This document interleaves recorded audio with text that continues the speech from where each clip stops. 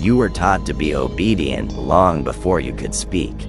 Every institution you've encountered, family, school, workplace, society, has operated on a single principle. Your compliance makes their system function. And here's the disturbing truth. They didn't need chains or threats to make you obedient. They needed something far more elegant, far more invisible. They needed psychological traps, mechanisms so subtle you'd enforce them on yourself without ever realizing you were imprisoned. Right now, as you listen to these words, multiple traps are active in your mind, keeping you weak, keeping you small, keeping you manageable. These aren't conscious conspiracies. They're emergent properties of social systems that reward conformity and punish deviation. But whether intentional or not, the effect is the same. You've been conditioned to police your own potential, to reject your own power, to choose weakness even when strength is available. Today, we're going to name these traps, and in naming them, we begin the process of escaping them. Because once you see the cage, you cannot unsee it. Once you understand the mechanism, you can dismantle it. What makes these traps particularly insidious is that they masquerade as virtue. You believe you're being reasonable, responsible, mature, when in reality, you're being compliant. You believe you're avoiding conflict, when in reality, you're avoiding self-assertion. The difference between wisdom and weakness often lies not in what you do, but in whether you're choosing it or whether it's been chosen for you. So let's begin the inventory. Let's examine the 10 psychological traps that have been keeping you obedient. The first trap is the need for external validation. You've been trained to measure your worth by others' approval, to seek permission before acting, to wait for recognition before believing in your own value. This makes you controllable, because whoever controls the validation controls you. As Friedrich Nietzsche observed, the individual has always had to struggle to keep from being overwhelmed by the tribe. Your need for approval is the tribe's leash around your neck. The escape is simple but terrifying. You must become the sole authority on your own worth. Not arrogant, not delusional, but sovereign. You decide if what you did matters. You decide if you're on the right path. The second trap is conflict avoidance. You've learned that disagreement is dangerous, that asserting boundaries is aggressive, that saying no makes you difficult. So you comply, you accommodate, you shrink yourself to fit into spaces that were never meant to contain you. But here's what they don't tell you. Healthy relationships, real respect, authentic power. These things are impossible without conflict. The person who cannot say no cannot truly say yes. Their agreement is meaningless because it's compulsory. You must reclaim your right to friction, to disagreement, to the word no delivered without apology or explanation. The third trap is the illusion of fairness. You believe that if you play by the rules, if you work hard, if you're good and decent and fair, the world will treat you fairly in return. This is perhaps the most devastating trap because it keeps you passive. You wait for fairness instead of creating advantage. You trust in systems instead of building power. But as Robert Greene warns in The 48 Laws of Power, the world is full of wolves. Fairness is not a feature of reality. It's a story weak people tell themselves to justify their weakness. The strong don't wait for fairness, they define the terms.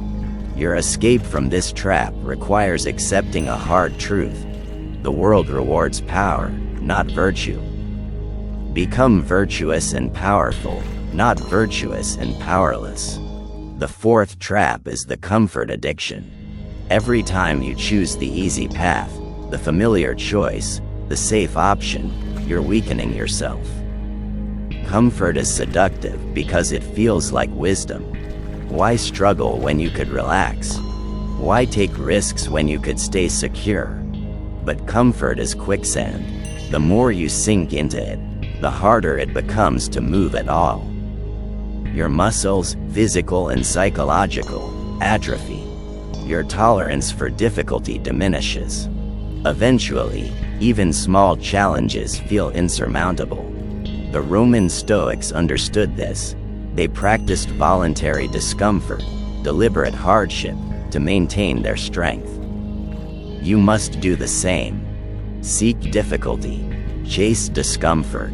This is how you stay dangerous instead of domesticated. The fifth trap is the narrative of helplessness. You've been taught to see yourself as a victim of circumstances, of systems, of other people's choices. And yes, external factors exist. Yes, some people start with advantages others don't have. But here's what victimhood really is. It's the abdication of agency. It's the decision to give your power away because keeping it would require responsibility. Every time you say, "I can't because of them," or "it's impossible because of this," you're choosing weakness. You're making yourself small. The antidote is radical responsibility, not the delusion that you control everything, but the recognition that you always control your response. As Viktor Frankl wrote after surviving Nazi concentration camps, between stimulus and response there is a space. In that space is our power to choose our response. The sixth trap is the myth of credentials. You've been conditioned to believe that you need permission to be valuable, that expertise requires formal recognition, that authority comes from institutions. This keeps you waiting, studying, preparing, but never acting. Here's the truth. Credentials are often just expensive permission slips that don't guarantee competence. The market, reality itself, doesn't care about your degrees. It cares about what you can do. Your escape is simple. Demonstrate capability. Build things. Solve problems. Let your work speak instead of your certificates. Stop asking for permission to be excellent. The seventh trap is comparison and envy. You measure yourself against others constantly, and this measurement keeps you weak in two ways. When you're behind, you feel inadequate and paralyzed. When you're ahead, you become complacent and stop pushing. Either way, you're not focused on your own path. You're focused on someone else's. As Theodore Roosevelt said, comparison is the thief of joy. It's also the thief of power. Your competition isn't other people, it's your own potential. The only meaningful comparison is between who you are today and who you were yesterday. Master this perspective shift, and you'll find energy you didn't know you had. The eighth trap is the addiction to certainty. You refuse to move until you know the outcome, until you have guarantees, until the risk is eliminated. But life provides no such assurances. The future is fundamentally uncertain, and your need for certainty keeps you frozen at the starting line. Meanwhile, the powerful have made peace with uncertainty. They act on incomplete information, adjust as reality unfolds, and understand that the only real mistake is waiting for conditions that will never arrive. As Seneca taught, luck is what happens when preparation meets opportunity. Stop preparing. Start creating opportunities through action. The ninth trap is the identity attachment. You've built a story about who you are, your politics, your beliefs, your tribe, your personality traits. And now you're imprisoned by it. Any evidence that contradicts your self-image must be rejected. Any opportunity that doesn't fit your story must be declined. You've made yourself predictable, and predictable people are easily controlled. The escape requires ego death. The willingness to abandon cherished self-concepts when they no longer serve you. You are not your beliefs. You are not your past. You are not even your personality. You are the awareness behind all of these things, and that awareness can choose differently at any moment. The 10th and final trap is the postponement of living. You tell yourself, when I have more money, when I get that promotion, when the kids are grown, when the timing is right, then I'll pursue what truly matters. But that moment never comes, because the trap is designed to perpetually reset. There's always another milestone, another excuse, another reason to wait. You're dying slowly, and you're calling it prudence. Marcus Aurelius, the philosopher emperor, meditated on death constantly to remind himself of life's brevity. He wrote, "You could leave life right now. Let that determine what you do and say and think." This isn't morbid, it's liberating. Your time is finite. Act accordingly. Now you've seen them. 10 traps that have been keeping you weak and obedient. But awareness alone changes nothing. You must act on this knowledge, or it becomes just another intellectual decoration, another interesting idea that you never implement. So here's what happens next.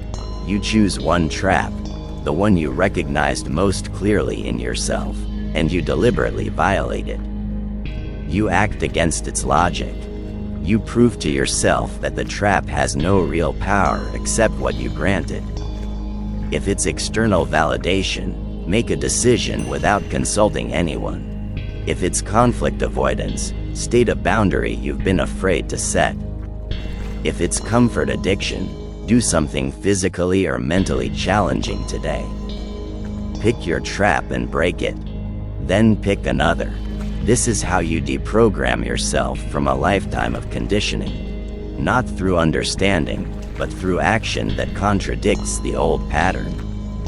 The powerful truth is this: these traps only work if you don't see them.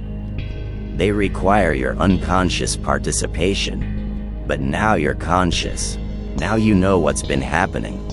And that knowledge is a weapon if you choose to wield it.